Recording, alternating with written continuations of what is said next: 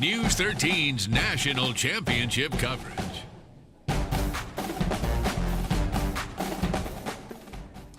Welcome into the National Championship Preview Show. I'm Conan Gasque alongside Julia Morris here in Tampa, Florida. We've got a full preview ahead of the National Championship game. Clemson, by the time it's all said and done, hopes to lift the trophy for the second time. Coach Dabo Swinney has done everything at Clemson but win a national title. Tomorrow, he can add that to his resume. Coach Swinney took a picture in front of the trophy today. He'll have to knock off his alma mater to get the title. Clemson won a national championship when he was a player on Alabama back in 1992. That experience helped mold him into a coach who has Clemson on the brink. I was a crawl-on. I was one notch below a walk-on. I crawled on the field out there. I had to go through. They didn't just invite me to come out. I had to go through Rich Wingo's weight room program. But it was an unbelievable experience for me. So it's the third national championship Dabo has participated in his football career. He won that one as a player. He still seeks his first as a coach. And he has a long way to go to catch up with the man on the other sideline, Nick Saban, the king of college coaches. 5 national titles. He doesn't lose these often. He's been in 13 conference or national titles total. Only one was a loss. Swinney hopes to hand him one more tomorrow night. But win or lose, Coach Dabo Swinney has done a lot to bring this Clemson football team to prominence. He did it with a couple of key decisions and a few more victories. Yeah, it wasn't always a smooth ride for Dabo and company ever since he took over this program. A lot of ups, a lot of downs. Here's a look at some of the milestones along the way as he brought Clemson to the national championship game.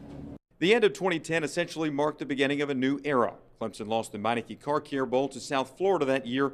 It wrapped up their first losing season since 1998, and Dabo promised he'd do anything it took to turn things around. What he did was hire a new offensive coordinator. Chad Morris reignited Clemson's offense. The Tigers won 10 games and their first ACC title in 20 years. But the end of that season brought embarrassment. West Virginia beat the Tigers 70-33 in the Orange Bowl, and that brought more changes. Dabo hired Brent Venables from Oklahoma to resurrect the struggling defense. In 2012, the defense made progress, and so did the Tigers. Clemson won 11 games for the first time since 1981. That sparked high hopes entering 2013. The Tigers started 6-0 and rose to number 3 in the nation. That's when Florida State came into town and won 51-14. It was a devastating loss, but they still won 11 games for the second straight year. 2014 marked the arrival of a highly touted freshman. Deshaun Watson was every bit as good as advertised. Injuries kept him out of several games, but Clemson's defense picked up the slack. Defensive end Vic Beasley led the nation's top defense, and Clemson won 10 games again. 2015 is when everything came together. Clemson was unbeaten in the regular season and played for their first national title in 34 years. They led Alabama in the fourth quarter before the Tide rolled back to claim the trophy. But 2016 provides another chance. Clemson beat Ohio State in the semifinals. Monday, they'll get the rematch they wanted with Alabama.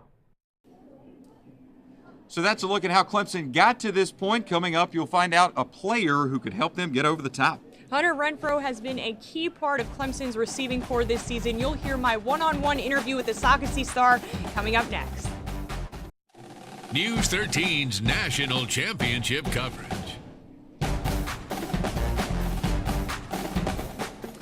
Welcome back to the National Championship Preview here in Tampa, Florida. Conan Gasque alongside Julia Morris. Julia, sometimes in games like this you have unexpected stars step up. Last year for Clemson, it was a local star. Conan, Hunter Renfroe had those 2 big touchdown catches in last year's national championship game. This year, though, he hopes to snag a ring. I caught up with the Saucony star this week at Media Day.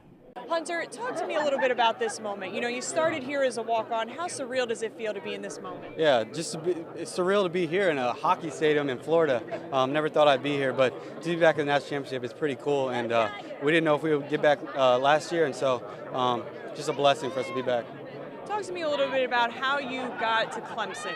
You know, Coach Swinney started as a walk-on himself. Did you all have conversations about that when you came, and what was that whole process like? Yeah, we definitely did. Going into my senior year, he offered me the preferred walk-on spot, and really all our coaching staff on the offensive side, Coach Pierman, Coach Elliott, Coach Scott, our 2 offensive coordinators, were all walk-ons at Clemson. And so for me, that was just comforting knowing that I'll go to a place that the coaches have been walk-ons, and so they know how it feels. So it's pretty cool.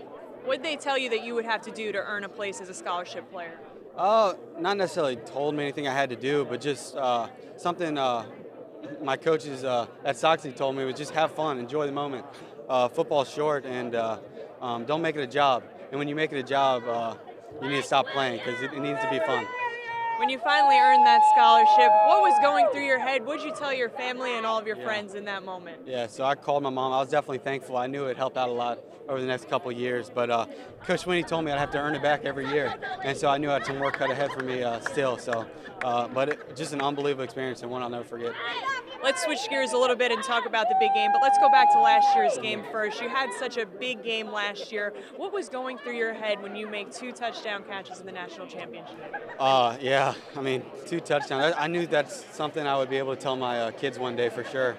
And it goes a tribute to everybody at back home in Myrtle Beach. Just they kind of raised me and made me who I am. And so, just an unbelievable experience and one I'll never forget. But we didn't finish last year like we wanted to, and so we worked so hard in the offseason this season to get back here and try to finish it up. What's the main thing you've been thinking about this week heading into the big game? Just don't put pressure on myself. Just have fun. Enjoy the moment. Enjoy being at the national championship. Something I dreamed about as a kid my whole life, and so just enjoy it. Don't make it a game. I mean, don't make it more than it should be. It's just a game. So, what's the best piece of advice you've received ahead of the big game? Probably just that. I think my parents do a good job of knowing that football is just a game and just to have fun with it no matter what I do. And if we win, we win. If we lose, we lose. It's not gonna. My effort's still gonna be the same no matter what happens. So just enjoy it. How much would this mean to bring this title back to South Carolina? Yeah, unbelievable. I mean, growing up, 1981 team is all you hear about. South Carolina's never won one. The only Clemson one has been 1981. So just try to give national championship back in the home state would be pretty cool. And a look at Renfroe's numbers the last 2 years, 30-plus catches, 400-plus yards. Half his touchdowns last year happened in the title game. He has a knack for clutch plays. We'll see if he can make a couple more tomorrow night. And Renfroe is just one part of this very talented receiving core. They are loaded with stars. Guys like Mike Williams, Deion Kane, also Jordan Leggett, a great receiving tight end. 5 guys have more than 30 catches this year as a whole. The Tigers ranked 7th in America in passing offense. It may not be easy to pass on the Tide, though. They're number 1 in total defense, and they have a statement to make Monday. Clemson threw for more than 400 yards against them last year. The Tide are determined not to let that happen again, but the Tigers are ready for whatever gets thrown at them. It's the national championship, so it's a lot of good things that's going to happen, a lot of adversity that's going to hit, and we're just going to try to find ways to find holes in the defense and try to move the ball down the field and get points. And it's certainly not going to be easy to do that against this Alabama squad. They have 5 All-Americans. They're the nation's best at stopping the run, among the best at stopping the pass. They even score well on defense, 11 touchdowns defensively this season. Some say it's the best Bama defense under Coach Nick Saban. Okay, coming up next, we're going to take a look at things from the Alabama perspective. You're going to hear from an Alabama analyst and get his thoughts on the big game straight ahead. News 13's national championship coverage. Welcome back to the National Title Preview Show. Alabama has built a dynasty in college football the last few years. Tomorrow night, the Crimson Tide have the chance to add to it. And as we've gone throughout this week, we've certainly told you a lot of stories about Clemson and their perspective, but we wanted to get the Alabama perspective as well. So earlier today, I caught up with an Alabama analyst, Charles Evans of BamaHammer.com. What do you think the average Alabama fan thinks about having to play Clemson again? Are they supremely confident they're going to get it done again, or do you think there's a little bit of nervousness? Well, Alabama fans are always supremely confident. We know that from that fan base. But, if there's any team that should give Alabama fans pause, it's Clemson. The Clemson Tigers are an amazing team, and they're really built to give Alabama a lot of trouble. So Alabama fans may be feeling confident, but you're not going to hear too much trash talk before the game because they know what Clemson can do, having seen it last year. Seems like a lot of respect from Alabama fans for Clemson because, like you said, they scored 40 points on them last year and nearly got that done. That defense in particular Do you think they're motivated by the fact that Clemson scored 40 on them last year? Oh, absolutely. And you can listen to the Alabama defensive players and the way they talk about Clemson. Jonathan Allen even said that he has not even watched the national championship game from last year because he's still upset about what Deshaun Watson was able to do to him and do to the Alabama defense. So there's definitely a revenge factor on both sides, which may sound strange because we know Alabama won that game. But the Alabama defense feels like they have something to prove in this game. That defense certainly wants to play better than they did last year. You mentioned that Clemson was built to beat Alabama. Absolutely. In what way do you think they're built to win this game? Well, Deshaun Watson. It all starts and ends with Deshaun Watson. You look at what he's been able to do during his college career, and there's no denying that he's one of the best players in the game today. He's definitely going to be the best football player that Alabama has faced all year. So if Alabama wants to beat Clemson, they have to beat Deshaun Watson, which if Deshaun Watson plays the way he did last year, that's tough to do.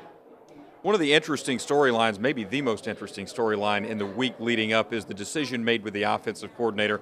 Lane Kiffin moving on to Florida Atlantic, Steve Sarkisian taking over. What were your thoughts about this? I mean, is this a concern at all?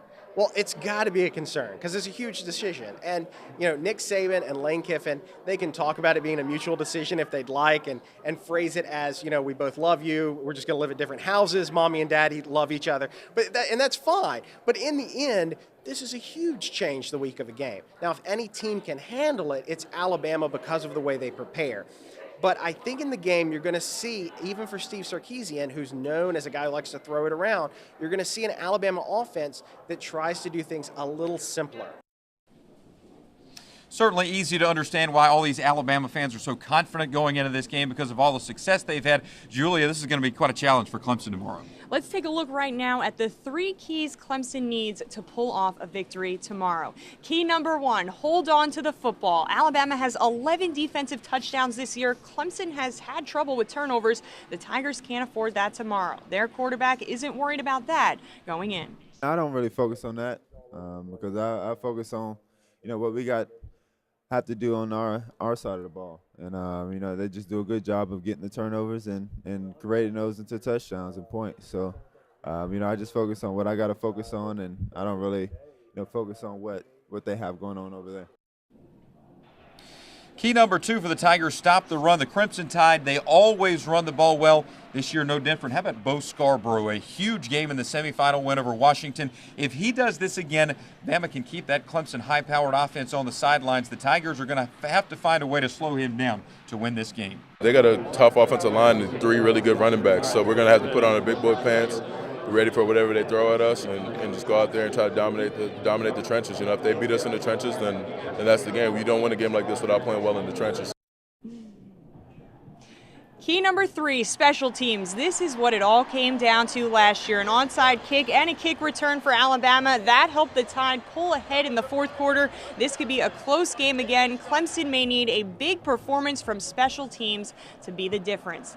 And, of course, we have to give you our big predictions for the game tomorrow. Conan, who are you going with? I'm going to go with the Tigers. I think this is the game they wanted. These Tiger players have said all season long that they wanted this matchup again with Alabama. They've got it. I think they make a big defensive stand late and win 27-21. I'm also going with Clemson. You can't argue with the momentum that they've had down the stretch. They looked great in the Fiesta Bowl. I think they carry that through and win tomorrow night. All right, it's Clemson and Alabama in the national championship game tomorrow night at 8 p.m. Tune in to News 13 throughout the day for all our coverage.